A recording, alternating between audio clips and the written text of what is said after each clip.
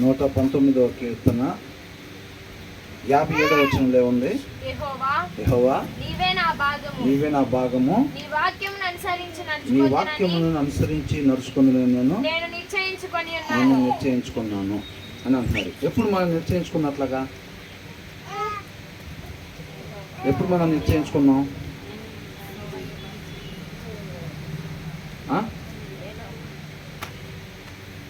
నీ కొరకు మాత్రమే నేను జీవిస్తానని ఎప్పుడు? బాప్తిసం తీసుకున్నప్పుడు, కొత్తగా జన్మించినప్పుడు. అవునా? అలాగా ఆయన మాట ప్రకారంగా మాత్రమే జీవిస్తానని చెప్పి మనం అనుకున్నాం, తీర్మానం తీసుకున్నాం. అలాగే జీవిస్తున్నామా? ఆయన మాట ప్రకారంగా మాత్రమే జీవిస్తున్నామా? మరి ఎలా జీవిస్తున్నాం? తొక్కుడు బిల్లులాగా ఒక అడుగు అటు, ఒక అడుగు ఇటు. శుక్రవారం ధ్యానించుకోగానే మనం లోపల ఒక రకంగా ప్రిపేర్ అవుతాం. నిజంగానే మనం వాక్యం చదవాలి, వాక్యాన్ని విడిచిపెట్టి మనం మిగతా పనులు ప్రాధాన్యత ఇవ్వకూడదు, వాక్యం చదవాలి మనం నిజంగానే అనుకుంటాం. అది మహా అయితే శనివారం మధ్యాహ్నం దాకా పనిచేసింది, తర్వాత లేదు. ఇప్పుడు పాలు వేడి పెట్టామనుకోండి, జీవితకాలం అలాగే వేడిగానే ఉంటాయా? ఎంతసేపు ఉంటాయి? కొంత సమయం వరకు వేడిగా ఉంటాయి, తర్వాత చల్లబడిపోతాయి.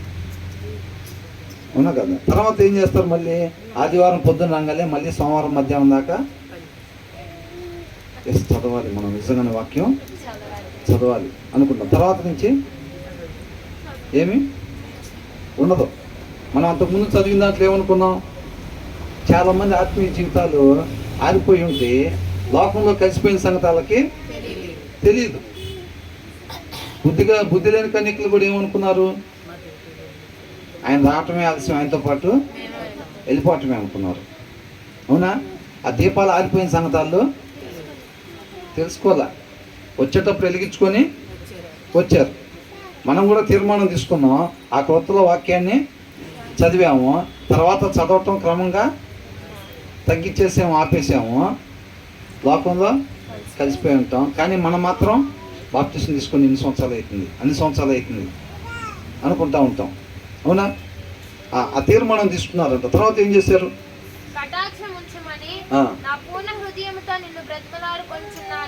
ఏం చేస్తున్నాడంట? నేను నిన్నే నమ్ముకున్నాను, నీ మాట ప్రకారంగా జీవిస్తాను, నా ఆలోచన ప్రకారంగా జీవించి ఎక్కడ పడ్డారంట? ఆ పాపం అనే బావిలో పడ్డాడు. ఇంకొద్దు, దీని సంగతిగా వద్దు, ఇది పనికొచ్చేది ఏది కూడా చేసే పరిస్థితి లేదు, ఈ మంచి దారిలో ఇది నడిపించేది కాదు. కాబట్టి నాకు ఇప్పుడు తెలిసింది, ఇక నేను నీ మాట ప్రకారంగా మాత్రమే జీవిస్తాను అని చెప్పుకొని తర్వాత ఏమంటున్నాడు?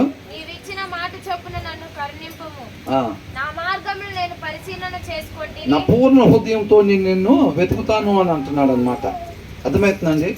I have sat your face with all my heart అని అంటున్నాడు. నా పూర్ణ హృదయంతో నిన్ను వెతుకుతాను. ఆయన వెతకటం అంటే ఏంటి? దేవుణ్ణి వెతకటం అంటే వాక్యాన్ని ధ్యానిస్తుంటే ఆయనగా తెలుసుకుంటూ ఉంటాం. అవునా? కాబట్టి మనం వాక్యం చదవలేదు అనుకోండి, ఆయన ఏంటో మనకు తెలిసిద్దా? తెలీదు. ఆయన తీవ్రత ఏంటి, ఆయనతో సహవాసం ఏంటి, ఇదంతా కూడా మనకేమీ తెలియదు అనమాట. వాక్యాన్ని చదువుతూ ఉంటే తెలుస్తూ ఉంటుంది ఆయన ఏంటి అనేది. అర్థమవుతుందా? కాబట్టి నా పూర్ణ హృదయంతో నేను వెతుకుతాను. Be gracious to me according to your promise. నువ్వు నాకు మాట ఇచ్చావు కదా ప్రభువా. ఏం మాట ఇచ్చాడు? నిత్య జీవాన్ని, మీరు పోగొట్టుకున్న స్థితిని, మీరు కొంతకాలం మాత్రమే జీవించే మరణించే స్థితిలో నుంచి ఏం చేస్తాడంట? ఇది చూడాలండి, అందరూ ఇటు చూడాలి. మీరు కొంతకాలం మాత్రమే జీవించి మరణించే స్థితిలో నుంచి మిమ్మల్ని బయటికి తీసుకొచ్చి మీరు శాశ్వతంగా మీరు జీవించే ఉండేలాగా నేను మిమ్మల్ని చేస్తాను. పోగొట్టుకున్న స్థితిని నేను మీకు దయచేస్తాను. నువ్వు నాకు మాట ఇచ్చావు కదా ప్రభువా, ఆ మాట ప్రకారంగా నా మీద కరుణించి నన్ను నడిపించు అని అంటున్నాడు. అర్థమవుతుందండి? ఆ తర్వాత ఏమన్నాడు? ఇదే మనం చేయండి. చాలా మంది చేయని పని ఏంటంటే నా మార్గాన్ని నేను పరిశీలన చేసుకోవాలన్నమాట. చాలా మంది ఏం చేస్తారంటే నీళ్ళలో మునిగి వస్తారు. అవునా? బుద్ధి లేని కన్యకులు కూడా ఏం చేస్తారు? వెలిగించుకొని వచ్చారు. ఇక దాన్ని చూసుకుంటున్నారా? అది వెలిగే ఉందా లేదా? దాని ప్రకారం చూసుకుంటున్నారా? చూసుకోలేదు. దావీదు కూడా ఆ కోట ఎక్కేటప్పుడు చూసుకున్నాడా? చెక్ చేసుకున్నాడా? దేవుడితో ఉన్న సహవాసం ఎలా ఉందో చెక్ చేసుకున్నాడా? చెక్ చేసుకోలేదు. అర్థమవుతుందండి? చెక్ చేసుకోకుండా ఏమైంది? వాక్యం కొదువుగా ఉంది. అప్పుడు కోట మీదకి వెళ్ళేసరికి ఏమైంది? శరీరం జయించింది. అవునా కదా? శరీరాన్ని మనం జయించాలంటే ఏంటంట? ఆత్మని అనుసరించటమే, అంటే వాక్యాన్ని అనుసరించటమే. శరీరాన్ని జయించాలి అని అంటే ఒకే ఒక్క దారి ఏంటంటే వాక్యాన్ని అనుసరించటం. అదే దారి. ఇంకా అర్థమవుతుందండి? కాబట్టి వాక్యం మనలో ఎప్పుడు కూడా కొదువుగా ఉండకూడదు. సమృద్ధిగా ఎప్పుడు మన వాక్యం మన హృదయంలో ఉండేటట్టుగా చెక్ చేసుకుంటా ఉండాలన్నమాట. అర్థమవుతుందండి? నీళ్ళల్లో మునిగి లేచి వచ్చిన తర్వాత మన పరిస్థితి ఎలాగుంది, మన నడవడికి ఎలాగుంది, మనం ఏ మార్గంలో నడుచుకుంటున్నాం, సరైన మార్గంలో వెళ్తున్నామా లేదా, సరైన సహవాసం దేవునితో కలిగి ఉన్నామా లేదా అనేది నిత్యము చెక్ చేసుకుంటా ఉండాలన్నమాట. అర్థమవుతుందండి? ఎప్పుడెప్పుడు చెక్ చేసుకోవాలి? నిత్యము చెక్ చేసుకుంటా ఉండాలి. అవునా కదా? ఇప్పుడు బండి వేసుకుని వెళ్తున్నాం, పెట్రోల్ ఉందా లేదా జాగ్రత్త చూసుకుంటా ఉంటామా లేదా? ఇప్పుడు ఆ ముళ్ళు ఉంటుంది కదా, పెట్రోల్ అయిపోతుంటే ఏం చేస్తాం? ఇమ్మీడియట్గా బంకులోకి రిజర్వ్లో పడింది అనుకోండి, అర్థమైపోయింది. మన ఆలోచన తేడా పడుతుంటే రిజర్వ్లో పడిందని అర్థం. అర్థమవుతుందండి? మన చూపులో తేడా ఉంటుంటే శరీరంతో కొంచెం ఆత్మ టఫ్ ఫైట్ అంటారు చూసారా? అంటే శరీర కోరికల్ని జయించడం కొంచెం కష్టంగా అనిపిస్తుంది అనుకోండి, బండి ఏమైనట్టు? రిజర్వ్లో పడినట్టు. బండి రిజర్వ్లో పడిందని అంటే ఇంకొక లీటరే ఉంటుందని దగ్గరలో ఉన్న పెట్రోల్ బంక్ వెళ్ళి కొట్టించుకోని అర్థం. మన ఆలోచనలు కూడా తేడా పడుతున్నాయి, మన చూపు కూడా తేడా పడుతుందని అంటే ఏందాలో అర్థం ఏంటి? వాక్యం కొద్దుగా ఉంటుంది, ఇక కొద్దిగా ఉంది. ఇమ్మీడియట్గా ఏం చేయాలంట? వాక్యం దగ్గరికి వెళ్ళాలి. ఇప్పుడు పద్దాకులు రిజర్వ్లో ఉండేటట్టుగా పెట్టుకుంటా ఉంటే ఏమనుకుంటారు వెనక నేను చూసిన వాళ్ళు? అది ఎందుకురా రిజర్వ్ దాటి కొద్దిగా పెట్టుకొని కొద్ది దూరం ప్రయాణం చేయగలం, మళ్ళీ రిజర్వ్లో పడేటట్టు పెట్టి మళ్ళీ డేంజర్ బెల్స్లోకి ఎందుకు పద్దాకలా? ఒకటేసారి ఫుల్గా కొట్టించుకుంటే శుభ్రంగా నీకు ఇబ్బంది ఉండదు కదా. ఒక 1/2 లీటర్ కొట్టిస్తున్నారు అనుకోండి, రిజర్వ్ దాటిన తర్వాత ఒక 1/2 లీటర్ కొట్టించారు అనుకోండి, ఆ టెన్షన్ ఉండిద్దా లేదా? అర్థమవుతుందా జనాలకు మీకు? అవునా? ఒక 1/2 లీటరే కొట్టించాము అనుకోండి, మరి బాబు ఇది ఎప్పుడు అయిపోయిద్దామో, అవునా? ఇక్కడి నుంచి 8:30 దాకా పోగానే అయిపోయి ఉంటుందేమో ఈ పాటికి, మళ్ళీ రిజర్వ్లో పడిద్దామో అని అనుకుంటాం. మళ్ళీ అక్కడి నుంచి కొద్ది దూరం పోగానే ఆ టెన్షన్ అలాగే ఉండిద్ది. అవునా? అలా కాకుండా చక్కగా ఫుల్ ట్యాంక్ ఆయిల్ కొట్టించుకుందాం అనుకోండి, ఆ టెన్షన్ ఉండిద్దా? ఇది వెళ్ళిద్దో లేదో, అయిపోయిద్దామో, రిజర్వ్లో పడిద్దో, ఈ టెన్షన్ ఉంటుందా? ఉండదు. చక్కగా సంతోషంగా ఉంటాం, బలంగా ఉంటాం, ఒక నమ్మకంగా ఉంటాం. అవునా? మనం కూడా ఏంటి, వాక్యాన్ని సమృద్ధిగా చదివినప్పుడు ఎలా ఉంటుంది? పడిపోయే క్వశ్చనే లేదంతే. ఎలాంటి గాలమైనా అయినా అపవాది ఎలాంటి గాలం వేసినప్పటికీ కూడా వాళ్ళ పని ఎవరి దగ్గర? అపవాదికి ఎవరి దగ్గర పని? వెలుగున్న దీపాల దగ్గర పని. ఆరిపోయిన క్యాండిల్ ఊరంతా తిరుగుతున్నా ఏం పట్టించుకోడు. అర్థమవుతుందండి? అందుకే నేను నీళ్ళలో మునిగి లేకుండానే శ్రమలు స్టార్ట్ అవుతాయి మనకి. ఎందుకని? అప్పుడు దాకా అడిగిన శ్రమ పెట్టడు. అర్థమవుతుందండి? నేను నీళ్ళల్లో మునగం దాకా, నీళ్ళలో మునగటం అంటే ఏంది? తీర్మానం తీసుకోని ముందు దాకా వాళ్ళు మనల్ని ఏమి ఇబ్బంది పెట్టడు. మొత్తం తిరగని ఊరంతా అంటాడు. శ్రమలు ఎప్పటి నుంచి స్టార్ట్ అవుతాయి అంట? ఇక మీదట నా కొరకు కాకుండా మనందరి కొరకు చనిపోయి తిరిగి లేచిన ఆయన కొరకు మాత్రమే అనగానే అప్పుడు ఇక స్టార్ట్ చేస్తాడు. అక్కడ పెడతాడు కొంతమందిని, మనుషుల్ని. అర్థమవుతుందండి? అందుకు బాప్తిసం తీసుకున్న తర్వాత శ్రమలు వస్తాయి అనేది. ఎందుకని వస్తాయి శ్రమలు? ఇక అప్పటి నుంచే ప్రోగ్రామ్ స్టార్ట్, అప్పటి నుంచే మనతో పని వాడికి, అపవాదికి అప్పటి నుంచే పని. అవునా కదా? మరి ఇప్పుడు ఆ శ్రమలు మనకి మేలుకరమా కాదా? మేలుకరమే. శ్రమలు కావాలని ప్రార్థన చేస్తున్నారా? శ్రమలు కావాలని ప్రార్థన చేస్తున్నారా? పుట్టిన దగ్గర నుంచి ఇప్పుడు దాకైతే చేయలేదు బ్రదర్. అలా చేయాలని ఏమైనా ఉందా బైబిల్లో? ఉంటే కనుక చేద్దాం, ఏముంది? వాక్యం లేదు ఉంటే అదే మనం చేయాల్సింది. ఇప్పుడు వరకైతే మాత్రం మనం ఎప్పుడు శ్రమలు కలిగించు ప్రభా, మాకు మేలు కలిగించే శ్రమల్ని దయచేయి ప్రభా అని మేము ఎప్పుడు ఇంతవరకు ప్రార్థన చేయలేదు. అలా చెయ్యాలని దాంట్లో ఉంటే కనుక చేద్దాం. అవునా కదా? దాంట్లో ఏది ఉంటే అదే కదా మనం చేయాల్సింది. అవునా? కాబట్టి ఏమంటున్నాడు? నా మార్గములు నేను పరిశీలన చేసుకుంటుని. ఆ మాటలు కొన్ని మాటలు ఎలా ఉంటాయి అంటే అండర్లైన్ చేసుకోవాల్సిన మాటలు అనమాట అవి. మన మార్గాలు ఏం చేయాలంట? పరిశీలన చేసుకోవాలి. ఎలాగున్నాం, మన రైట్ వేలోనే వెళ్తున్నామా లేదా? ఇప్పుడు ఒక మార్గంలో మనం ఇక్కడ నుంచి ఫర్ ఎగ్జాంపుల్ గుంటూరు వెళ్ళాలి, లేదా ఇక్కడ నుంచి ఒక రాజమండ్రి వెళ్ళాలి. మన దారిలో వెళ్ళేటప్పుడు దారి తప్పిపోయిన వెళ్ళిపోతూనే ఉంటామా హాయిగా? మనకి మైండ్లో నిత్యం ఇక్కడ నుంచి రాజమండ్రి వెళ్ళిందాక, లేదా ఇక్కడ నుంచి గుంటూరు వెళ్ళిందాక మన మైండ్లో ఒకటి ఉంటుంది. ఏంటంటే కరెక్ట్గానే వెళ్తున్నాం లేదా? బెన్ సర్కిల్ దాకా వచ్చి ఇక్కడ నుంచి రైట్ తీసుకున్నాం, ఓకే ఇక్కడ నుంచి కరెక్ట్గానే వెళ్తున్నాం. మళ్ళీ అక్కడ దాకా వెళ్ళిన తర్వాత మళ్ళీ అటు బారుగా వెళ్తుంటే మనం కరెక్ట్గానే వెళ్తున్నామా లేదా? అది ఎప్పుడు దాకా ఉండాలి? అంతం వరకు కూడా అది ఉండాలి. ఆ పరిశీలించుకోవటం అనేది అర్థమవుతుందండి. మనలో చాలామంది చెయ్యండి అదే. నేను రైట్ వేలోనే నేను ఉన్నానా లేదా చెక్ చేసుకోవాలి. దావీదు చెక్ చేసుకోలేదు, బుద్ధి లేని కన్నికలు చెక్ చేసుకోలేదు. సౌలు కూడా ఏమన్నాడు? ఆయన జనాన్ని ఏళ్ళడానికి నేను రాజుకు ఎన్నుకున్నాడంటే అమ్మో నేనా అని చెప్పి భయపడి వెళ్ళి సామాన్లో దాక్కున్నాడంట. ఎక్కడ దాక్కున్నాడు? అమ్మో నేను అర్హుని కాదు దానికి, నేను అంత టోని కాదు అని చెప్పి సామాన్లో దాక్కున్నాడంట. తర్వాత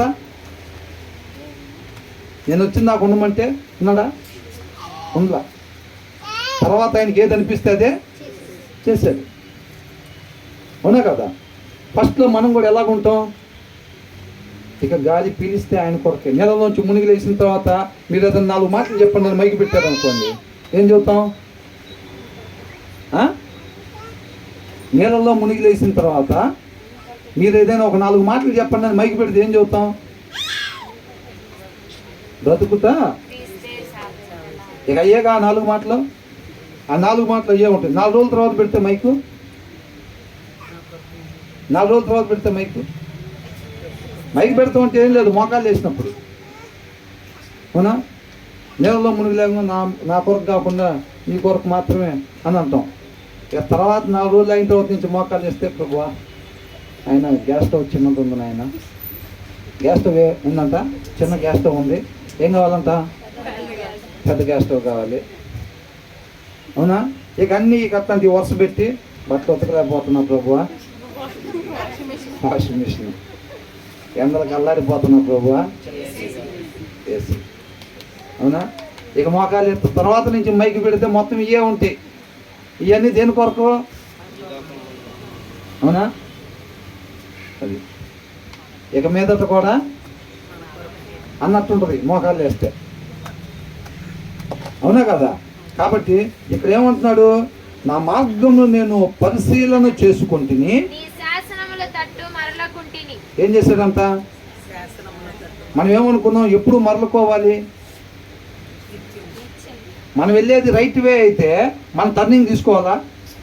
అవసరం లేదు. మనం వెళ్ళేది ఒకవేళ రాంగ్ రూట్ అనుకో, టర్నింగ్ తీసుకొని రైట్ వేలోకి వెళ్ళాలి. ఇప్పుడు ఇక్కడేమన్నాడు? నా మార్గంలో, నా సొంత మార్గాలు, మన సొంత ఆలోచన ప్రకారంగా మనం నడుచుకుంటుంది. అది పరిశీలన చేసుకున్నప్పుడు అంట ఆ వాక్యంతో కంపేర్ చేస్తుంటే మనం దాని ప్రకారం వెళ్తున్నట్లేమే. అవునా? ఇప్పుడు గూగుల్ చూపిస్తూ ఉంటుంది ఒకవే, మనం దారి తప్పిపోయామనుకోండి, మనం చెక్ చేసుకున్నప్పుడు ఏమైంది? అది అవి చూపిస్తుంటే మనం ఇటు వెళ్తున్నట్టున్నామే, ఒకసారి ఆపండి బండి అనుకుంటామా లేదా? ఆపండి అని చూసుకొని అడి తిప్పండి, ఆ రూట్లోకి తిప్పండి, మనం ఇటు నుంచి అటు వెళ్ళాలి, మనం దారి తప్పిపోయాం అనుకుంటారా లేదా? మనం అలాగంట నిత్యము పరిశీలన చేసుకుంటూ ఉండాలి, చెక్ చేసుకుంటూ ఉండాలంట మన వేని. అర్థమవుతుందండి? మన వేని ఆ దినాల్లో వాళ్ళు ఇశ్రాయేలీయులు దేవుడు తన ప్రవక్తల ద్వారా పెన్నలకరనే లేచి చెప్తా ఉంటే మీరు పద్ధతులు మార్చుకోండి అని చెప్తా ఉంటుంటే అప్పట్లో ఉన్న అబద్ధ బోధకులు ఏం చెప్తా ఉన్నారు? ఏం పర్వాలేదు, మనం అంతా రైట్ వేలోనే వెళ్తున్నాం, దేవుడు మనకు తోడుగానే ఉన్నాడు, మనకేమి ఇబ్బంది లేదని చెప్తున్నారు. వాళ్ళు ఏం చేశారు? నిజమేనేమో అనుకొని అలాగే ముందుకు సాగిపోయారు. అనేక దినాలు ఆయన ప్రవక్తల ద్వారా తెలియపరుస్తున్నా సరే వాళ్ళు వినాల. చివరికి ఏం చేశారు? నెబుకద్నెజర్ చేతికి అప్పగించేశారు. అవునా? ఈ దినాన్ని కూడా ఏం చేస్తున్నాడు? ఆయన కృపను బట్టి ప్రేమించి నిన్న నేడు ఏకరీతిగా ఉండే దేవుడు ఆయన మాటను మన దగ్గరికి పంపిస్తూ ఉన్నాడు. అవునా? ఇది ఆయన మాట కదా. మనం ఉండేది ఆయన మాట ప్రకారంగా లేదే. మనం ఇమ్మీడియట్గా టర్న్ తీసుకుని దాంట్లోకి పోవాలి అని లోబడే తత్వం లేదనుకోండి. ఆ లోబడే తత్వం లేకపోతే ఆ దినాల్లో ఐగుప్తులో నుంచి బయటకు వచ్చిన పితరులు ఎక్కడికి వెళ్ళిపోయారు? ఎక్కడికి వెళ్ళిపోయారు? ఎక్కడికి వెళ్ళిపోయారు వాళ్ళు?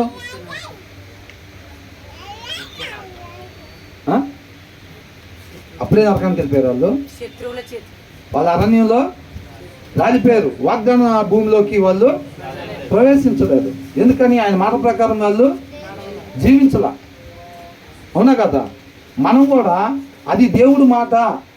అది ఎవరి మాట? అది దేవుడి మాట అని తెలిసినా సరే వీళ్ళు రాంగ్ వేలో ఉంటున్నాము, మనం వాక్యానుసారంగా మనం ఉండలేదు అని వాళ్ళకి తెలిసినా వాళ్ళు ఎప్పుడైతే ఆ మార్గంలోకి ఇమ్మీడియట్గా వాళ్ళు లోబడకపోవటం వాళ్ళ అరణ్యంలో రాలిపోయారు. మనం కూడా ఏం చేస్తాం? బ్రదర్ మీరు చెప్పేది దేవుడి మాట మాకు అర్థమవుతుంది, మాకు ఇంకోటి కూడా అర్థమవుతుంది. ఏంటంటే మేము ఆ దారిలో పోవట్లేదు అనేది అర్థమవుతుందా? ఇది దేవుడి మాట బ్రదర్, కానీ మేము పరిశీలన చేసుకుంటే మాత్రం మేము ఆ దారిలో పోవట్లేదు అన్న విషయం మాకు అర్థమవుతుంది. కానీ ఏం చేస్తాం? కొంత ఇష్టపడే పోతున్నాం ఈ దారిలో. అది పోతే ఎక్కడికి పోయిద్ది ఆ దారిలో తెలుసా అని అడిగితే ఏమంటారు? ఇప్పుడు దేవుడి మార్గం అనే దారి ఎక్కడికి వెళ్ళిద్దంట? నిత్య జీవానికి వెళ్ళిద్ది. ఆ దారి ఎక్కడికి పోయిద్దా తెలుసా అంటే తెలుసండి అని అంటారు. ఎక్కడికి పోయిద్ది అది అంటే నిత్య జీవానికి వెళ్ళిద్దండి.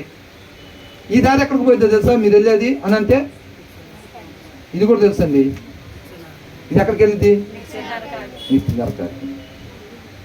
మరి అయినా ఎందుకని ఇస్తున్నారు?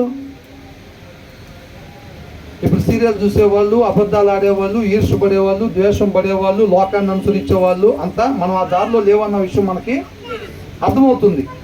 అయినా సరే ఇదే పోతా ఉన్నాం. ఇది దేవుడి మార్గం కాదు మనం పోతుంది. దేవుడి మార్గం అంటే అది ఇది అనేది మనకి తెలుసు. అయినా సరే మనం ఇదే పోతూ ఉంటాం.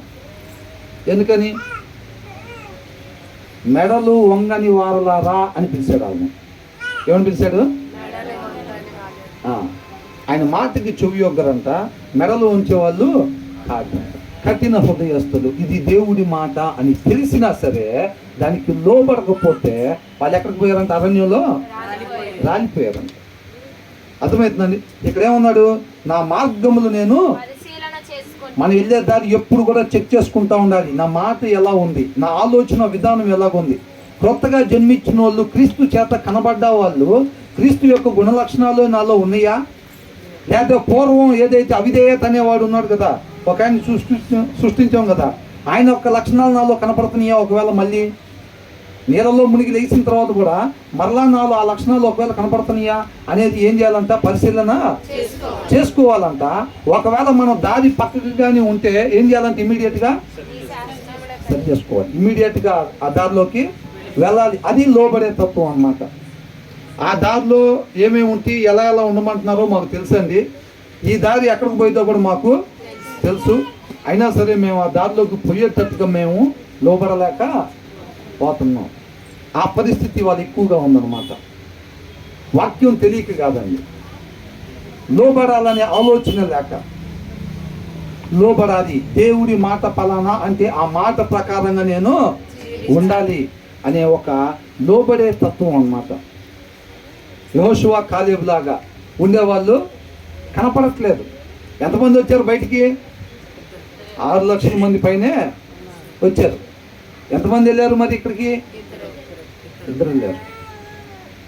ఎంతమంది ఇష్టపడ్డారు ఆ మాటకు లోబడటానికి? అది దేవుడి మాట అని వాళ్ళిద్దరికి తప్ప మిగతా వాళ్ళకి తెలియదా? తెలుసు. తెలిసినా కానీ వాళ్ళు లోబడటానికి ఇష్టపడలేదంటే వాళ్ళకి తెలియక కాదండి, అది దేవుడి మాటని తెలుసు. తెలిసినా కానీ వాళ్ళు లోబడటానికి ఇష్టపడలేదు. నువ్వు ఆడిపిస్తా ఉంటే అందరూ చూస్తున్నారు చక్కగా. ఇంకొక 15 గంట 20 నిమిషాలు ఆడిపించావంటే మొత్తం అయిపోయింది. తర్వాత ఏముంది?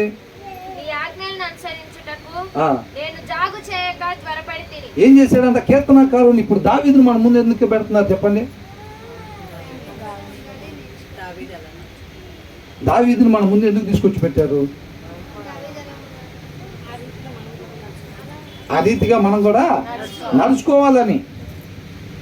అవునా? గాస్పల్స్ 4 రకాలుగా 4 కోణాల్లో నుంచి ఎందుకు చూపించారు మనకి? సువార్తలు యేసుక్రీస్తు వారు ఏ రీతిగా జీవించారో మనం తెలుసుకోవటానికి, ఆ రీతిగా మనం జీవించటానికి. దావీదు మనం ముందు పెట్టిన, అబ్రహాం మనం ముందు పెట్టిన, మోషేని మనం ముందు పెట్టిన, ఆ రీతిగా మనం నడుచుకోవాలని. ఈ కీర్తనకారుని మన ముందు ఎందుకు పెడుతున్నారు? ఆ రీతిగా మనం నడుచుకోవాలి అని చెప్పి దేవుడు కోరుకుంటా ఉన్నాడు అనమాట. అర్థమవుతుందండి? ఇది ఎవరి మాట? ఇది దేవుడి మాట. కీర్తనకారుడు ద్వారా మనతో దేవుడు మాట్లాడుతూ ఉన్నాడు. అర్థమవుతుందండి? ఇప్పుడు కొంతమంది అనుకున్నాం కదా, మనం ఏమనుకున్నాం, ఫస్ట్ ర్యాంక్ స్టూడెంట్ ఉన్నాడు అనుకోండి, ముందుకు పిలిచి పక్కన నుంచోబెట్టి ఆ భుజం మీద చేసి ప్రిన్సిపల్ ఏం మాట్లాడతాడు? వీడు ఎలా చదువుకున్నాడు రా, వీడికి ఎలా వచ్చినాయి అని మార్కులు అసలు, అవునా? తీసుకొచ్చి మన ముందు పెట్టి మాట్లాడుతున్నారంటే మాట ఎవరిది? ప్రిన్సిపల్దే. వీడిని చూపించి వీడి ద్వారా మనతో మాట్లాడుతున్నారు. కీర్తనకారుని కూడా తీసుకొచ్చి మన ముందు పెట్టాడు, కానీ మాట ఎవరిది? దేవుడిది ఆ మాట. అర్థమవుతుందండి? ఆ మాటకి మనం, కీర్తనకారుడు ఏం చేశాడంట? నా మార్గములు నేను పరిశీలన చేసుకుంటుని, నీ శాసనముల తట్టు మరలుకొంటిని అని అంటున్నాడు. అర్థమవుతుందండి?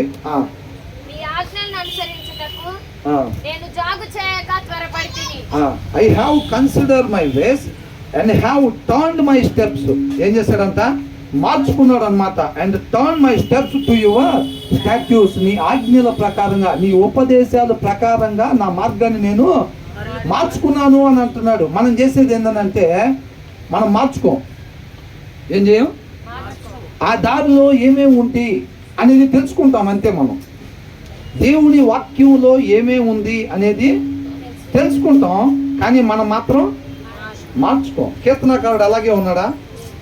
ఏం చేస్తాడంట? నా మార్గాలను నేను పరిశీలన చేసుకుంటుని, పరిశీలన చేసుకున్నప్పుడు నేను రైట్ వేలో వెళ్తున్నట్టుగా నాకు అనిపించలేదు. అనిపించినప్పుడు ఆయన ఏం చేశాడంట? ఆ దారిలోకి మలుచుకున్నాడు అనమాట. మనం చెయ్యింది అది. మనం ఆ దారిలో ఏమేమి ఉంటాయి, ఏమేమి చెప్తారో కనుక్కుంటాం అంతే. కనుక్కొని ఏం చేస్తాం? ఎటు వెళ్తూ ఉంటాం? ఇదే దారిలో వెళ్తూ ఉంటాం మనం. ఎవరైనా అడిగారు అనుకో, లేదా ఆ దారి ఏంటంటే అది దేవుడి మార్గం అండి, అది ఎటు వెళ్ళిద్దండి అది అని ఎవరన్నా దారిలో పోతాం మనం అడిగారు అనుకో, మనం ఇటు వెళ్తున్నాము, లేదా ఆ దారి ఏంటంటే అది దేవుడి మార్గం అండి, అది నేషనల్ హైవే అంటాం చూసారా, అది దేవుడి మార్గం అండి. అది ఎటు వెళ్ళిద్దండి అది అంటే అది నిత్య జీవానికి వెళ్ళిద్దండి. అది ఎవరు చెప్తారు? మనమే చెబుతాం. నిత్య జీవానికి వెళ్ళిద్దా? మరి ఇది ఎక్కడికి వెళ్ళిద్దండి? ఇటు కొంతమంది వెళ్తున్నారు ఏంటి, ఇది ఎక్కడికి వెళ్ళిద్ది అంటే ఏం చెబుతాం? ఇది నిత్య నరకాగ్నికి వెళ్ళిద్దండి. మరి మీరేంటి ఇటు వెళ్తున్నారు? మీరు అడ్రస్ అడిగారు, నేను చెప్పే కదా, ఇక మీ సంగతి మీరు చూసుకోండి. ఏంటంట? అమ్మా ఏంది, నువ్వేంది, నీ పద్ధతి ఏంది అని ఎవరు అడిగాము అనుకో, బ్రదర్ మీరు చెప్పడానికి వచ్చారు, చెప్పారు కదా, ఇక మా సంగతి ఏందో మేము చూసుకుంటాం. నువ్వు మమ్మల్ని ప్రేమించావు కరెక్టే, మమ్మల్ని సృష్టిద్దాం అనుకున్నావు కరెక్టే, సమస్త సృష్టిని పెట్టావు, మమ్మల్ని ఏళ్ళమని మమ్మల్ని పెట్టావు కదా, ఇక మా సంగతి మేము ఇక అద్దెనబాకి ఇద్దెనబాకని ఏమనుకుంటారు? అడ్రస్ అడిగిన ఆయన అదేమో దేవుని మార్గం అంటున్నాడు, అదేమో నిత్య జీవానికి వెళ్ళిద్ది అంటున్నాడు, ఇదేమో నిత్య నరకాగ్నికి వెళ్ళిద్ది అంటున్నాడు. ఈయన ఎడిపోతున్నాడు, ఇదే నడుచుకుంటూ పోతున్నాడు. అర్థమవుతుందండి? ఈ దినాల్లో అది ఎక్కువ. ఎంతమంది ఎత్తపడతారంటారు? ఉన్న వాళ్ళు మొత్తం ఎత్తపడతారా?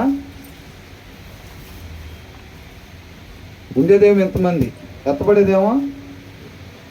ఎందుకని? మాట్లాడచ్చు కదా ఆమెతో, ఏమైంది, ఆమె ఏదో పొరపాటును తెలియక అనింది అనుకో, ఆమెకు వాక్యం తెలియదు, ఏదో పుస్తకమని ఒక మాట అనేసింది. నీకు తెలుసు కదా, 18 సంవత్సరాల నుంచి బాప్తీసం తీసుకొని ఉంటున్నప్పుడు మాట్లాడితే ఏం పోయినా ప్రాణం వదిలిపెడతామే తప్ప మాట్లాడేది ఉన్నదో. శుక్రవారం అందరికన్నా ఫస్టే వెళ్తాం. ఏంటంట? అందరికన్నా ఫస్టే. లేదా ఆదివారం 2 పెట్టారు కాబట్టి ఇక్కడ ఒకటి అక్కడ ఒకటి, 2 ఆపాం. అదే 4 పెడితే 4కి అటెండ్ అవుతాం. మెడ ఉంచే క్వశ్చన్ లేదు. మా ఇంటి పేరు ఏందనుకున్నాం? మా తాత ఎవరు అనుకున్నాం? అది వచ్చిన ప్రాబ్లం. అర్థమవుతుందండి? అది ఏమైంది? అది ఎక్కడికి తీసిపోయింది? అది చెక్ చేసుకోండి అని అంటున్నాడు కీర్తనకారుడు అంట. నేను రైట్ వేలో నేను వెళ్తలేదని తెలిసినప్పుడు ఆయన ఏం చేశాడంట? మార్గాన్ని మార్చుకున్నాడు, లోబడ్డాడు అనమాట. మనలో చాలా మందికి అబద్ధాలు ఆడొచ్చా? అబద్ధాలు ఆడొచ్చా? మనం అంటే ఏంది? లోకాన్ని ప్రేమించచ్చా? లోకంలో ఉన్న వాటి కోసం ఆశపడవచ్చా? కానీ మనం అంటే ఏంది? అది ఆశ పడకూడదు అనేది ఎవరి మాట? కానీ ఆశపడతాం అనేది ఎవరి ఇష్టం? మన ఇష్టం. అది నేను అంటున్నా, అది అంటున్నాం, నష్టపోతాం. ఇస్కరియోతు యూదా అక్కడే ఉన్నాడు, యేసుక్రీస్తు వారు పక్కనే ఉన్నాడు, కలిసి భోజనం చేశారు, కలిసి మంచి నీళ్ళు తాగారు. ఇద్దరు ఒకటే చోట ఉంటున్నారా? ఇద్దరు ఒకటే చోట ఉంటున్నారు ఇప్పుడు? లేదు. అర్థమవుతుందండి? మనం మెడ ఉంచేవారిగా లేకపోతే, ఆయన మాటకి సరి చేసుకోవటానికి ఇష్టపడకపోతే, మనల్ని మనం ఉపేక్షించుకోకపోతే ప్రయోజనమేమీ లేదు. మనల్ని మనం ఉపేక్షించుకోకుండా ఆయన ఎంత వెంబడించినా ప్రయోజనమేమీ లేదు. ఇస్కరియోతు యూదా చేసిన పని అదే. అప్పగిచ్చిన దాకా కూడా యేసుక్రీస్తు వారి వెనకాలే ఉన్నాడు. అవునా? అప్పగిచ్చేటప్పుడే అక్కడి నుంచి లేచి వెళ్ళాడు. పొరపాటు ఎక్కడ జరిగింది? ఆయన ఉపేక్షించుకోలేదు. అర్థమవుతుందండి? ఆయన ఏం చేయాలా? ఉపేక్షించుకోలేదు. కూర్చోవాలండి. వాళ్ళు ఎవరో ఒకళ్ళు చూడండి, కొద్దిగా తీసుకొచ్చిన వాళ్ళు ఎవరు?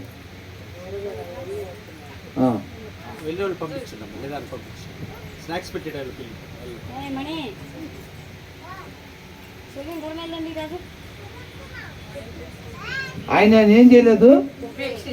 ఉపేక్షించుకోలేదు. మనం కూడా ఉపేక్షించుకోకపోతే మనం ఎన్ని వర్షిప్పులకు పోయినా ప్రయోజనం ఏది లేదు. వాక్యంకి అద్దం దగ్గరికి వెళ్ళేటప్పుడు ఒక ఉద్దేశాన్ని కలిగి మనం వెళ్ళాలి. ఒక్కసారి వెళ్తే చాలు, ప్రయోజనం ఉండిద్ది. అలాగా ఆ ఉద్దేశం లేకుండా ఎన్నిసార్లు వెళ్ళినా ప్రయోజనం లేదు. దేవుడు ఆయన కృపను బట్టి ఒకే విషయం మీద అనేక సార్లు మనతో మాట్లాడుతూ ఉన్నాడు. అవునా? తర్వాత ఏమంటున్నాడు? I have considered my ways and have turn my steps to your statutes, I will hasn't and not delay అంటున్నాడు. ఏం చేయలేదంట? 60 ఒకసారి తెలుగులో చూడండి. ఏం చేయలేదంట? జాగు చేయలేదంట. ఏం చేయలేదంట? ఇంకా 35గా 60 రావద్దు. దేనికి? మెడ ఉంచాలంటే, లోబడాలంటే ఎంత రావాలంట? 60 అన్నా రావద్దు కనీసం. అప్పుడేనా బాప్తిసం తీసుకున్నారు? అప్పుడేనా? ఇంకా 28గా. అసలు ఇప్పుడే కదా స్టార్ట్ అయింది. ఏంటంట? రంగుల ప్రపంచం ఇప్పుడే కదా స్టార్ట్ అయింది అంటున్నారు. 60 నీకు అసలు ఉందో లేదో నీ లైఫ్లో తెలుసా? నీకు నాకు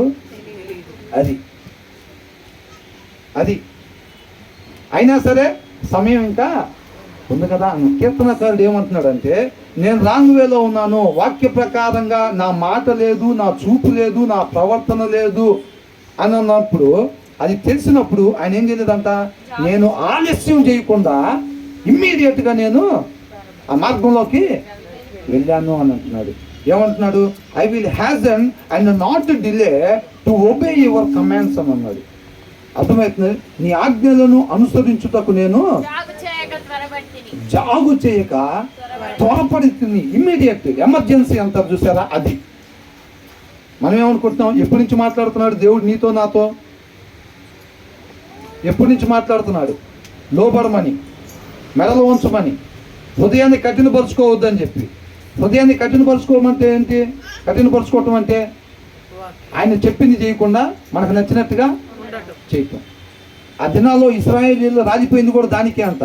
వాళ్ళు హృదయాన్ని కఠినపరుచుకున్నారు అంటారు. అర్థమవుతుందండి? ఆయన మాట అదని తెలుసు, అయినా సరే నేను ఇట్లా వెళ్దాం అనుకుంటున్నా. ఆయనకు వాక్యం తెలియక మాట్లాడిందన్న విషయం నాకు తెలుసు, తెలిసినా కానీ నేను ఇలాగే ఉందాం అనుకుంటున్నా. అంటే ఏం పరుచుకుంటున్నాం? హృదయాన్ని కఠినపరుచుకుంటున్నాం. అబద్ధాలు ఆడొద్దని చెప్పి ఆయన చెప్పాడన్న విషయం మనకి తెలుసు, అయినా సరే నేను ఆడతాను. లోకం వైపు చూడొద్దని ఆయన చెప్పాడన్న విషయం నాకు తెలుసు, అయినా సరే కొంతకాలం ఉండిపోయే వాటిని ఆశ పడుతున్నాం. దాన్ని కఠినపరుచుకోవటం అంటే ఇంకేం లేదు. అర్థమవుతుందండి? మన మార్గం ఎటుపోతున్నామో, మన ఆత్మీయ జీవితాలు ఎలాగున్నాయో పరిశీలన చేసుకోండి అని అంటున్నాడు. ఒకవేళ ఆయన వాక్య ప్రకారంగా ఉండట్లేదా ఏం చేయాలంట? జాగు చేయకుండా ఇమ్మీడియట్గా మాట ప్రకారంగా జీవించాలి. కీర్తనాకారుడు పని చేశాడంట, అందుకని అంగీకరించబడుతున్నాడు.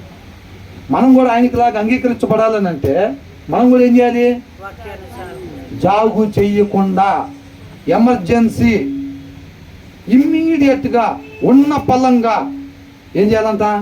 ఆయన మాటకి లోబడాలి. ఇప్పుడు దాకా ఉపేక్షించుకోలేదా? మనం ఫార్మాలిటీగా నీళ్ళలో మునిగి లేచామా? నేను అనేదాన్ని మనం సమాధి చేయలేదా సరిగ్గా? ఆ గుణ లక్షణాలు ఇంకా వస్తూనే ఉంటాయి, మనకు అర్థమైపోతూనే ఉంటుంది. ఆ పాత స్వభావం ఇంకా నడుస్తుంది. వేరే వాళ్ళు సంతోషం ఉంటే మనం తట్టుకోలేకపోతున్నాం. నిన్ను వల్లే నన్ను నేను ప్రేమించుకున్నట్టుగా నా పొరుగు వారిని నేను ప్రేమించలేకపోతున్నా, ఎక్కడో ఇబ్బంది కలుగుతుంది నాకు అని అనిపిస్తుంది. అంటే ఆ పాత లక్షణం ఉంది. ఆ పాత లక్షణం ఇంకా వైరస్ పట్టిన డేటా ఉన్నప్పుడు మనం ఏమనుకున్నాం? ఆ షవర్ కిందకు మళ్ళీ వెళ్ళాలి, సరిపోలా. ఆ మురికి శాంతం పోలా. ఎప్పటి వరకు ఉండాలి ఆ షవర్ కింద? అంతం వరకు ఆ ప్రాసెస్ జరుగుతూనే ఉండాలి. అర్థమవుతుందండి? వాక్యం ఎప్పుడు చదవాలంట? అంతం వరకు.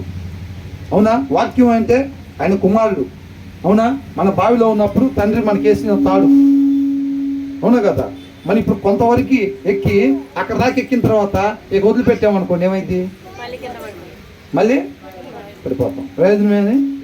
కాబట్టి వాక్యం చదవటం అంటే ఆయన చెప్తా ఉంటాడు, ఇలా పట్టుకో, తర్వాత ఇలా పట్టుకో, తర్వాత అలా పట్టుకో అని చెప్పి ఆయన చెప్తా ఉంటాడు. దాని ప్రకారంగా ఎప్పటి వరకు వినాలి ఆయన మాట? బయటపడిందాక వినాలి ఆయన మాట. అవునా? బయటపడిందాక సగం దూరం ఇన్ని వదిలిపెడితే మరలా పడిపోతాం అంతే. అవునా? తర్వాత ఏమంటున్నాడు?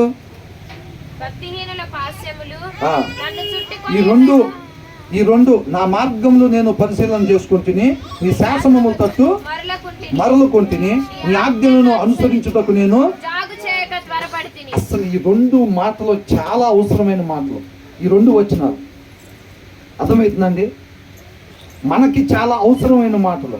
మనకు మాత్రమే కాదు, ఈ దినాల్లో అనేక మంది క్రైస్తవులుగా ఉండి కూడా ఈ లోకానికి వెలిగివ్వలేక వాళ్ళు కూడా వెలిగి లేకుండా ఉండటానికి కారణం ఇదే. వాళ్ళకి తెలియక కాదు, ఆ దారి ఎక్కడికి పోయితే వాళ్ళకి తెలియక కాదు, వాళ్ళకి ఆల్రెడీ తెలుసు. అయినా సరే వాళ్ళు లోబడటానికి ఇష్టపడరు. ఆ వాక్యం అనే షవర్ కింద మనం ఎక్కువ సమయం ఉన్నప్పుడు ఆ రాతి హృదయం ఎలాగైద్దంట? మాంసపుటు. ఏదో ఒక్కళ్ళిద్దరండి, ఒక్కళ్ళిద్దరు. ఆ రాతి హృదయం ఎలా మార్చబడిద్దంట అంటే ఒక్కళ్ళో ఇద్దరు. ఒకళ్ళదే వినపడింది స్వరం, అయితే ఒకళ్ళదే వినపడింది.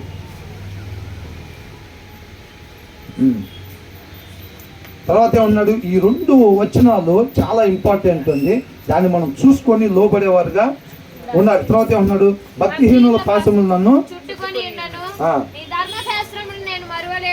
అంటే ఈ లోకస్తులు, భక్తిహీనులు, వాక్యం లేని వాళ్ళు ఎంత మనల్ని హేళన చేసినా, ఎంత వాళ్ళు మనల్ని ప్రేరేపిస్తున్నా సరే, లోకంలో కలిసిపోయేటట్టుగా ఎంత ప్రేరేపిస్తున్నా సరే, మనం మాత్రం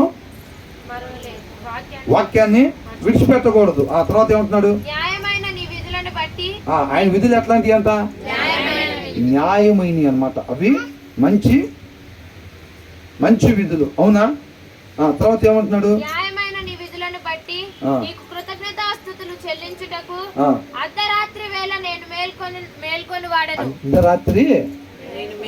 అర్ధరాత్రి లేచి మేల్కొంటానంట. దేనికోసం? ఆయన మనకు జరిగిన మేలుకి కృతజ్ఞత కుడికి పెట్టుకుంటామా?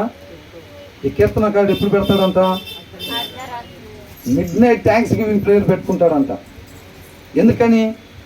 అర్ధరాత్రి మనం మొన్న అనుకున్నాం కదా, ఎవరైనా చిన్న సహాయాలు చేశారనుకో, అర్ధరాత్రి పూట అయినా ఫోన్ చేసి థ్యాంక్స్ చెప్తామా?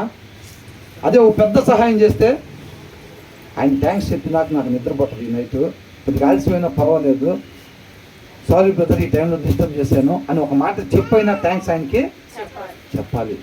అని అనిపించింది. ఈ కీర్తనాకారుడికి అంతా అదంత ఉద్దేశం. దేని గురించి చెప్తున్నాడంట థ్యాంక్స్? కొత్తగా గ్యాస్ బండ కొత్తది ఇచ్చాడనా? ఏసీ ఇచ్చాడనా? లేకపోతే మరి దేనికి చెబుతున్నాడు అంత? కొత్త చీరలు ఇచ్చాడా? మరి ప్రమోషన్ ఇచ్చాడా? దానికోసం థ్యాంక్స్ చెప్తున్నాడా? మిడ్ నైట్ థ్యాంక్స్ చెప్పే అంత ఆనందం ఏందంట? ఏందంట ఆయనకి? ఏం చెబుతున్నాడు? న్యాయమైన నీ విధులను బట్టి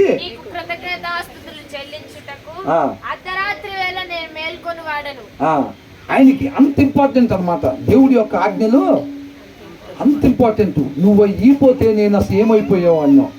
నువ్వు ఆ తాడు అయిపోతే తండ్రి మా పరిస్థితి ఇక్కడే ముగిసిపోయాయి.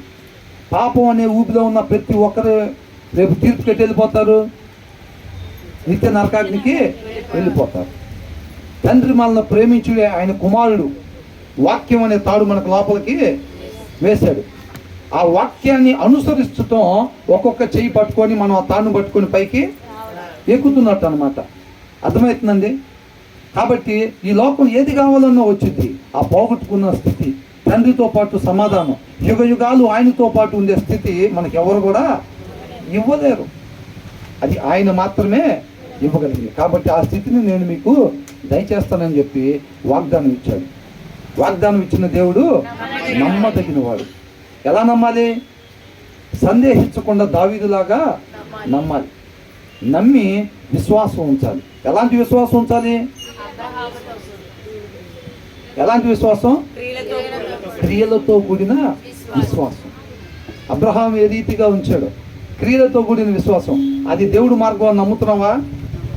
నమ్ముతున్నాను. అది నిత్య జీవాన్ని తీసుకెళ్ళిద్దని నమ్ముతున్నావా? నమ్ముతున్నాను. నీ అడుగులు ఎట్టున్నాయి? అది అడుగుతున్నాడు. నీ అడుగులు అటువైపుకుంటే నీ విశ్వాసం నా విశ్వాసం ఎలాంటి విశ్వాసం అంట? అబ్రహాం లాంటి క్రియలు కలిగిన విశ్వాసం. అర్థమవుతుందా? అది దేవుడు మార్గం అని నమ్ముతున్నా, అది నిత్య జీవానికి తీసుకెళ్ళిద్దని నమ్ముతున్నా. నా అడుగులు మాత్రం ఇటే ఉంటే నీ నమ్మకం నా నమ్మకం ఎలాంటిదంట? దెయ్యాల నమ్మకం లాంటిది. అదే చెప్తున్నాడు. వాక్యం ఏమని ఉంది? ఆ వాక్యం అలా ఉందలే, కానీ ఈ రోజులు ఎవరు ఉంటున్నారు అంటే మన క్రియలు ఎట్లుంటున్నాయి? దేవుడు ఒక్కడే అని చెప్పి నమ్ముటం మంచిదే, అలాగూ దెయ్యాలు కూడా నమ్మి వణుకుతున్నాయి అంట. అది దేవుడు మార్గం. నువ్వు నేను ఒప్పుకునేదేముంది? నువ్వు నేను ఒప్పుకోకపోయినా అది దేవుడు మార్గమే. అది ఆటోమేటిక్గా నిత్య జీవానికే తీసుకెళ్ళేది. దాన్ని నువ్వు నేను ఒప్పుకోకపోయినా సరే అదేమి దేవుడు మార్గం కాకుండా పోతుంది. ఇది దేవుడు వాక్యం కాదండి ఇది అని మనం అందరం ఒకటే మాటగా అన్నాం అనుకోండి, అంత మాత్రాన కాకుండా పోయిద్దా? మనం ఒప్పుకున్నా ఒప్పుకోకపోయినా అది దేవుడి మార్గమే. అవునా? కాబట్టి క్రియలయ్యి అని అడుగుతున్నాడు. అర్థమవుతుంది? నీ అడుగులు నా అడుగులు ఎటువైపు ఉన్నాయి అంటున్నాడు. కీర్తనాకారుడు అంతా పరిశీలన చేసుకున్నాడంట. నేను వాక్య ప్రకారంగా లేను అని తెలిసినప్పుడు ఇమ్మీడియట్గా ఏం చేశాడంట? జాగు చేయక ఏం చేశాడు? మొదలుకున్నాడంట ఆయన మాట వైపు. అర్థమవుతుందండి? అది దేవుడి మాట అని తెలిసినప్పుడు దాని ప్రకారంగా లేకపోతే క్రియలు మన జీవితంలో లేనట్టే. కాబట్టి ఆయన జీవితంలో అంత విలువైన ఆయన యొక్క నీతి వాక్యం ఇచ్చినప్పుడు అంట అర్ధరాత్రి లేచి ఏం చేస్తాడంట? కృతజ్ఞతాస్తుతులు చెల్లిస్తాడు. మనకు అనిపించింది ఎప్పుడైనా? నీ మాట లేకపోతే ఎటుపోయే వాళ్ళం వస్తుంది. మేము నీ వాక్యం ఇవ్వబట్టి వాళ్ళు దాని ప్రకారంగా మేము నడుచుకుంటాం. నువ్వు వెళ్ళిన మార్గంలో మేము నడుస్తున్నావు నాయన. కేవలం అది నీ కృపే. నీ థ్యాంక్స్ చెప్పకుండా నేను ఉండలేను అని ఎప్పుడైనా అనిపిస్తుందా మనకి? అర్ధరాత్రి లేచి థ్యాంక్స్ చెప్దామని అనిపిస్తుందా? 3 సంవత్సరాల నుంచి అనుకుంటున్నా 3 గంటలు లేచి ప్రార్థన చేద్దామని. ఎప్పటి నుంచి అంట? 3 సంవత్సరాల నుంచి అనుకుంటున్నాడు అంట. కొంతమంది 30 ఏళ్ళ నుంచి అనుకునే వాళ్ళు కూడా ఉంటారు. చెప్పలేము. ఉంటారు ఉండరా? ఖచ్చితంగా ఉంటారు. అవునా? దాని ప్రాధాన్యత తెలిస్తే కదా, ఆయన మాట యొక్క ప్రాధాన్యత మనకి తెలిస్తే కదా అసలు. అవునా? తర్వాత ఏమంటున్నాడు?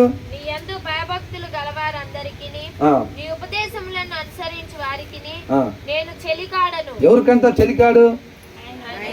మనం ఎవరెవరికి చెలికాడులుగా ఉంటున్నాం? మనం ఎవరెవరికి స్నేహితులుగా ఉంటున్నాం? నీ స్నేహితులు నా స్నేహితులు ఎలాగున్నారు? ఆత్మీయులేనా? మన ఆత్మీయ జీవితానికి మేలు కలిగించే వాళ్ళేనా? నెహమ్యాలాగా ఏం మాట్లాడాడంట? యెరూషలేము పట్టణం ఎలాగుంది, దేవుడు పట్టణమైన యెరూషలేము ఎలాగుంది, దేవుడి చేత ఎన్నుకోబడ్డ ఆ జనం పరిస్థితి ఏంటి, ఎలాగున్నారు అసలు వాళ్ళు ఎంతో ఇబ్బందులు, శ్రమలు, నిందలు, అవమానాలు అనుభవిస్తున్నారంటే ఆయనకు ముద్ద దిగలేదు. ఇంకా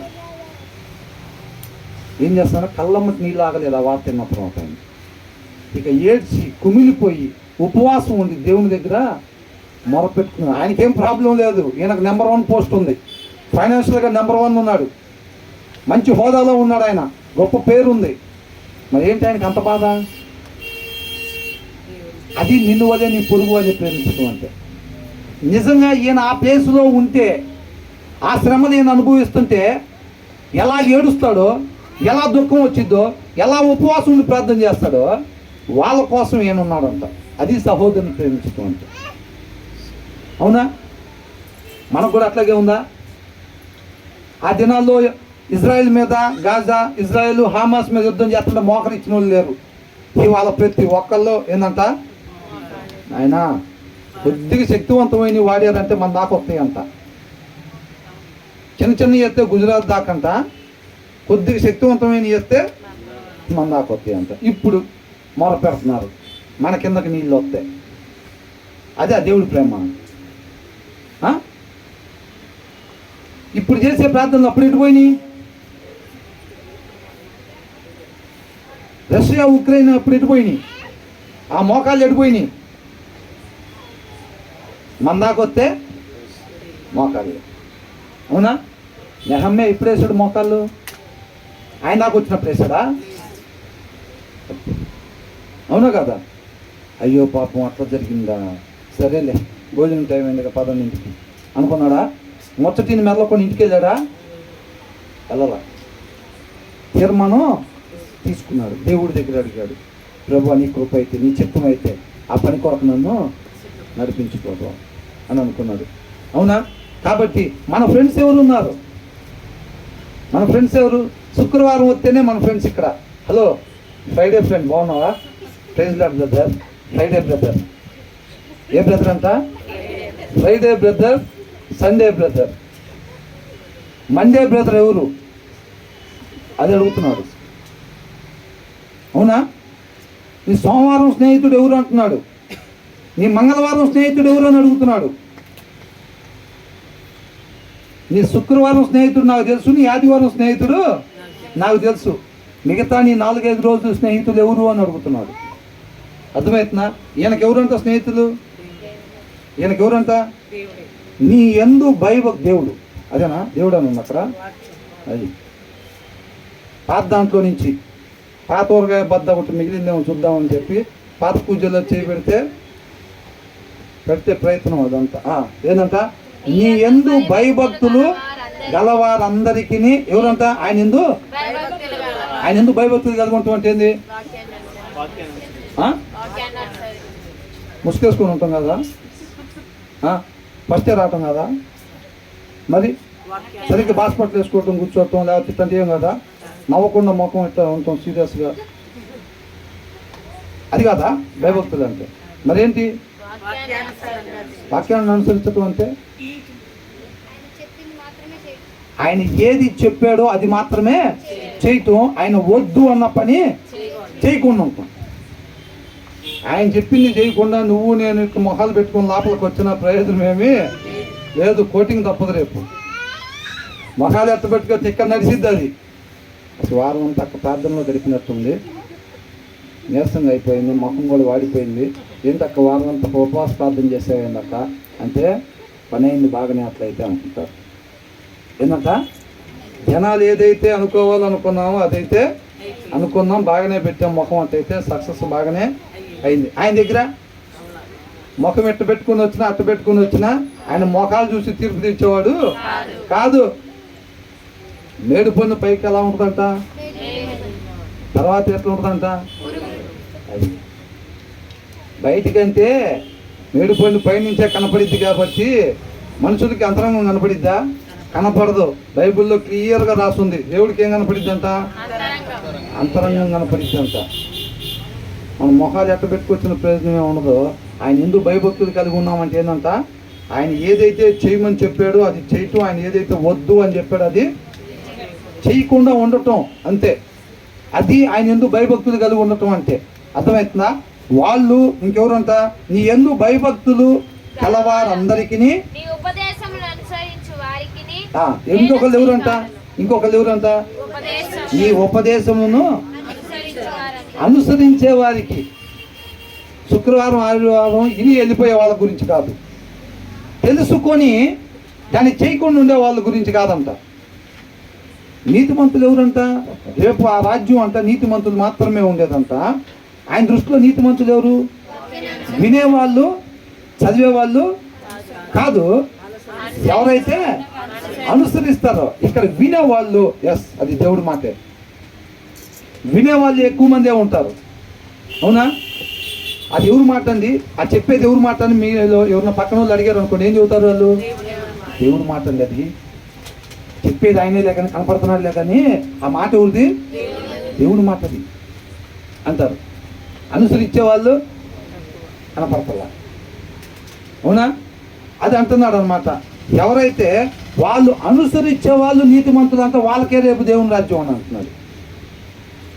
మనం ఏంటంటే అసలు చూస్తే ఎన్ని కనపడుతాయో ఇక్కడ కూర్చున్న వాళ్ళల్లోనే. వాక్యంతో కంపేర్ చేసి చూస్తుంటే, బయటికి వెళ్ళిన తర్వాత వాళ్ళ జీవిత విధానాలు చూస్తుంటే ఎన్ని కనపడతాయో, ఎంత పక్కదారిలో పోతూ ఉంటారో. అసలు వాళ్ళ ఆలోచన విధానం, వాళ్ళ ప్రవర్తన, వాళ్ళ చూపు, అసలు ఎంత పక్కదారిలో పోతూ ఉంటారు. అసలు వాళ్ళు ఎప్పటి నుంచి వస్తారు, అసలు ఫెలోషిప్కి ఎప్పటి నుంచి వెళ్తారు అని కనుక్కుంటే అవాక్ అవుతాం. అర్థమవుతుందండి? అప్పుడు నుంచి వాళ్ళు మందిరాలకు వెళ్తారంట.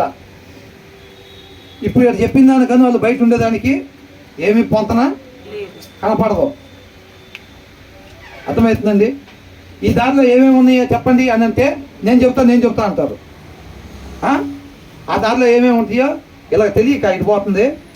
తెలియకేం కాదు, ఇలాగ తెలుసు. తెలిసే బ్రదర్ ఇది నిత్య జీవానికి కాదు బ్రదర్, అదనుకొని ఇటు వెళ్తున్నారేమో. ఏం చెప్తారు? కొత్తగా వచ్చావా సిటీకి? ఏంటంట? కొత్తగా వచ్చావా సిటీకి? 26 సంవత్సరాలు అవుతుంది బాప్తిసం తీసుకొని. ఇక్కడ ఏంటంట? ఏ దారి ఇటు పోయిద్దో మాకు తెలుసు కానీ పందుడు. ఏంటంట? ఏ దారి? 26 సంవత్సరాలు అవుతుంది ఇక్కడ, లోకల్ ఇక్కడ. ఏంటంట? బుధవారం ఏ పాస్టర్ గారు వస్తారు, శుక్రవారం ఏ పాస్టర్ గారు వస్తాడు, ఆయన ఎన్నింటికి వస్తాడో మొత్తం తెలుసు మాకు, అవునా? సీనియర్ ఇక్కడ అని అనుకుంటారు. కానీ దారి అవుతుందంట, అది అడుగుతున్నాడు. అర్థమవుతుందా? వాక్యంలో ఉండేదాన్ని మన జీవితాన్ని కంపేర్ చేస్తే రెండు ఎలా ఉండాలంట? రెండు ఎలా ఉండాలి? ఒకటేలాగా ఉండాలి. రెండు ఒకటే కావాలంతే. అర్థమైందండి? అర్థంలో చూసుకున్నప్పుడు ఎవరు కనపడతారు? సహజ ముఖమేనా కనపడేది, అవునా? వాక్యంతో కంపేర్ చేస్తే మనం కూడా అలాగే ఉండాలి. అది అడుగుతున్నాడు దేవుడు. అది తీసుకొచ్చి మన ముందు పెడుతున్నందుకు ఆయన, అవునా? వాళ్ళకి నేను చెలికాడను అని అంటున్నాడు.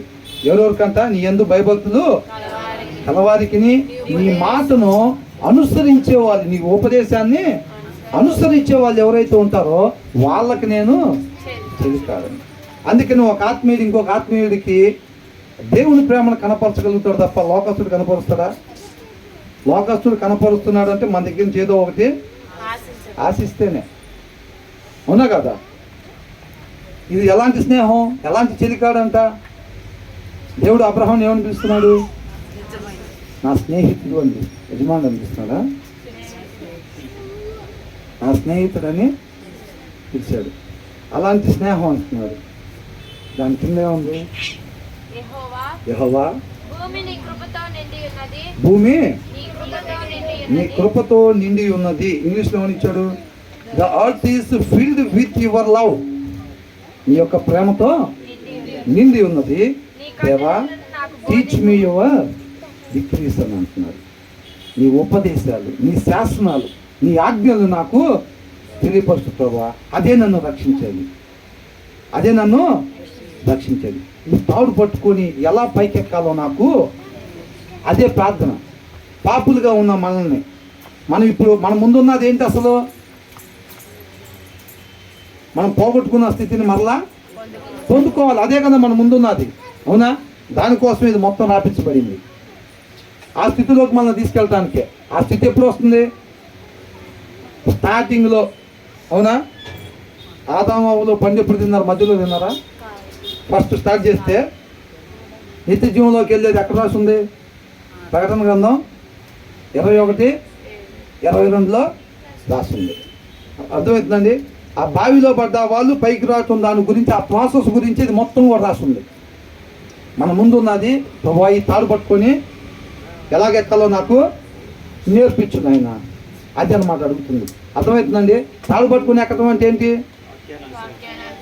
119వ కీర్తన మొత్తం అయిపోయేసరికి ఆ తాడు అంటే ఏంటి, ఎక్కడం అంటే ఏంటి మొత్తం మనకు తెలియాలి. మొత్తం అయిపోయిన తర్వాత ఎన్ని వచనాలు ఉన్నాయి దీంట్లో? ఎన్ని వచనాలు చూసి చెప్పండి ఒకసారి. 176 వచనాలు మొత్తం అయిపోయిన తర్వాత ఎవరన్నా వచ్చి అడుగుతారా? బ్రదర్, చిన్న డౌట్స్ ఉన్నాయి బ్రదర్ దీంట్లో. ఏంటి ఆ డౌట్స్ అంటే? ఇంతకు తాడు అంటే ఏంటి బ్రదర్ అడుగుతారా? క్లాస్కి ఎట్టుంది? క్లాస్లో నిద్రపోతేనే అడిగేది అట్లాగా. అవునా? కాబట్టి మన ముందున్నది ఏంటంటే ఆయన మనల్ని ప్రేమించి ఆయన కృప చేత మనకు తరపున వెళ్ళను చెల్లించాడు. పరిశుద్ధమైన రక్తమనే వెల ఇచ్చి మనల్ని కొనుక్కొని ఈ వైరస్ పట్టిన ఫోన్లన్నీ ఆయన ఏం చేశాడు? ఆ వైరస్ పట్టిన ఫోన్లన్నీ, ఆ పనికిరాని చెత్త వైరస్ పట్టిన ఫోన్లు కొనుక్కుంటామా? 20,000 ఇచ్చి 50,000 ఇచ్చి. దేవుడు ఏం చేశాడు? మనమంతా ఆజ్ఞ అతిక్రమించి పాపం చేసి వైరస్ పట్టున్నాం. వైరస్ పట్టున్న ఫోన్లన్నింటినీ ఆయన ఏం చేశాడు? పరిశుద్ధమైన రక్తమనే వెల ఇచ్చి కొనుక్కున్నాడు. ఆయన కొనుక్కొని నేను బాగు చేసుకుంటా అంటున్నాడు. అవునా? మన తెలివితేటలతోటి పాపం చేసి దాంట్లో పడ్డాం. దాంట్లోంచి బయటకు ఎట్లా రావాలో మనకి తెలియదు. ఆయన మనల్ని ప్రేమించాడు కాబట్టి కేవలం ఆయన కృప చొప్పునే మనల్ని రక్షించుకుంటున్నాడు. అవునా? కొనుక్కొని పాపులైన మనం కొనుక్కొని ఆయన వాక్యం ద్వారా ఉదక స్నానం చేపించి ఆ వైరస్ అంతా పోగొట్టుకుంటా ఆ గుణలక్షణాలు, ఆయన గుణలక్షణాలు మనలోకి డౌన్లోడ్ చేస్తున్నారు. కొత్త సాఫ్ట్వేర్ని డౌన్లోడ్ చేస్తున్నారు. అర్థమవుతుందండి? కాబట్టి ఆయన కుమారుడు అనే తాడుని వేశాడు మనం రక్షించడానికి. మనం ఏం చేయాలి? ఆయన్ని నమ్మి విశ్వసించి ప్రభు ఈ తాడు పట్టుకుని ఎట్లా పైకెక్కాలో నాకు నేర్పించు ఆయన. అది ఆయన చెప్పినట్టుగా ఆయన పూర్తిగా నమ్మి విశ్వసించి ఆ తాడు పట్టుకుని జాగ్రత్తగా పైకి ఎక్కాలి. ఆ తాడు పట్టుకుని ఎక్కడం అంటే ఏంటి? ఆయన మాట ప్రకారంగా ఆయన ఏది చేయమంటున్నాడో ఏది వద్దంటున్నాడో చూసుకొని ప్రతి దినము కూడా మనం వాక్యం చదువుకుంటా ఆ వాక్య ప్రకారంగా మనం లోబడటం. ఇమ్మీడియట్గా కీర్తనకారుడు చేస్తున్నట్టుగా జాబు చేయకుండా ఎక్కడెక్కడైతే మనం తప్పుడు మార్గంలో ఉన్నామో ఇమ్మీడియట్గా ఆ మార్గాన్ని ఏం చేయాలంట? జాబు చేయకుండా ఆయన మార్గంలోకి మనం మరలుకోవాలి. వాక్యం అనే అర్థం దగ్గరికి మనం బైబిల్ ఓపెన్ చేసేటప్పుడు ఆ ఉద్దేశం కలిగి ఉండాలి. నేను ఎక్కడ సరి చేసుకోవాలో అది నాకు చూపించినప్పుడు నేను సరి చేసుకోవాలి అన్న ఉద్దేశంతో తీయాలి బైబిల్ మనం. అర్థమవుతుందండి? ఆ ఉద్దేశంతో అర్థం దగ్గరికి వెళ్ళామనుకోండి, ఆ అర్థంలో దేవుడు ఆయన కృపను బట్టి ఏదైతే మనల్ని ప్రేమిస్తున్నాడు కాబట్టి మనం సరి చేసుకోవాల్సినవి చూపిస్తాడో దాన్ని మనం సరి చేసుకుంటా. ఎక్కడెక్కడ సరి చేసుకోవాలని చెప్పాడో మనం వాక్యం చదువుకున్న తర్వాత దాన్ని మూసేసి దాన్ని మూసేసి ప్రభువా నువ్వు ఎక్కడెక్కడైతే సరి చేసుకోమన్నావో అక్కడక్కడ నేను సరి చేసుకునేటట్టుగా నీ కృపతో నీ శక్తితో నువ్వే నన్ను నడిపించుకోవా అని చెప్పి తీర్మానం తీసుకుని, అర్థమవుతుందండి, దాని కొరకు మనం జీవించేవారుగా ఉండాలి. అలాగా ప్రతి దినం మనం బయటకు వచ్చేటప్పుడు అర్థం తలదూకొని సరి చేసుకుని వస్తూ ఉంటాం కదా, అట్లాగా ప్రతి దినం కూడా ఈ వాక్యం అనే అర్థం దగ్గరికి వెళ్ళి మనం ఏదేదైతే సరి చేసుకోమంటున్నాడో దాన్ని మనం సరి చేసుకుంటా చక్కగా ఆయన చెప్పిన ప్రకారంగా నడుచుకునేటట్టుగా మనం ఉండాలి. అది విధేయత అన్నమాట. వాక్యంలో అలా ఉందండి, మాకు కూడా తెలుసు, కానీ మేము ఇలాగెళ్తాం అంటే కఠిన హృదయం కలిగిన వాళ్ళం, మెడలు వంచని వాళ్ళం, నరకానికి వెళ్ళే వాళ్ళం అని అర్థం. వాక్యంలో అలా ఉందండి, మాకు తెలుసు. కానీ మేము మాత్రం ఇలా ఉంటాం అని అంటే మాత్రం అది అని అంటున్నారు. ఆయన మనల్ని ప్రేమించేవాడు కాబట్టి ఆ దినాల్లో వాళ్ళని విడిచిపెట్టలేదు. మనం కూడా ఆయన ప్రవక్తలతో మాట్లాడినట్టుగా, ప్రవక్తల ద్వారా మాట్లాడినట్టుగా అనేక సార్లు మనతో మాట్లాడుతూ ఉన్నారు. పెద్దలక్కడే నా ప్రవర్తనలు అనేక సార్లు నేను మీ దగ్గరికి పంపించాను కదా, మీరు లోబడ్డారా అంటున్నాడు. కన్నీళ్ళు కాల్చుకుంటూ అడుగుతాడు. ఇప్పుడు కుమారుడు నశించిపోతున్నాడు అనుకోండి, తండ్రికి ఎలా ఉంటుంది? మీరు లోబడ్డారా? లోబడలేదు. ఎంతగా చెప్పాను నేను, ఎంత వెల చెల్లించా మీకోసం నేను అని అన్నాడు. ఉపయోగించుకున్నారా నా ప్రేమను అంటున్నాడు. అది అడుగుతున్నాడు. అర్థమవుతుందండి. కాబట్టి వాక్యంలో అలా ఏంటండి, ఇలా మాట్లాడుతున్నారేంటి, పుస్తకమని ఇలా అబద్ధాలు చెప్తున్నారేంటి, వాక్యంలో ఇలాగే ఉందా? ఆ వాక్యంలో ఇలా లేదులేండి, మాకు తెలుసులే. అవునా? వాక్యంలో అలా లేదని తెలుసుకోవడం మనం ఉంటున్నామా? అది చెక్ చేసుకోవాలంటున్నాడు. లోబడాలంటున్నాడు. ఖచ్చితంగా వాక్యాన్ని మనం ధ్యానించాలి. వాక్యాన్ని బాగా చదవండి, బాగా చదవాలి.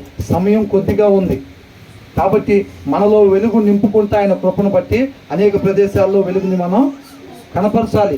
అర్థమవుతుందా? ఉన్న పరిస్థితిని బట్టి మనకు అర్థమవుతూ ఉంది కదా. ఖచ్చితంగా ప్రతి ఒక్కరు కూడా, అటువైపు ఉన్న వాళ్ళైనా ఇటువైపు వాళ్ళైనా, ప్రతి ఒక్కరు కూడా మన సహోదరులు, మన సహోదరులే. కాబట్టి ఎవరైనా సరే మనందరూ కూడా క్రీస్తుని తెలుసుకొని ప్రతి ఒక్కరు కూడా దేవునితో పాటు వివేకాలు ఉండాలి. ఇరు దేశాల మధ్య, ఈ రెండు దేశాలే కాదు, ఇంకెక్కడైతే ఇలాంటి వాతావరణం ఉందో ఆ ప్రతి దేశాల మధ్యలో కూడా క్రీస్తుని కలిగే సమాధానం కలిగి ఉండాలని చెప్పి మనందరం కూడా ప్రతి దినం కూడా చేసుకునే ప్రార్థనలో తప్పక జ్ఞాపకం చేసుకోవాలని కోరుకుంటున్నాం. దేవునికి మహిమ కలుగుతుంది.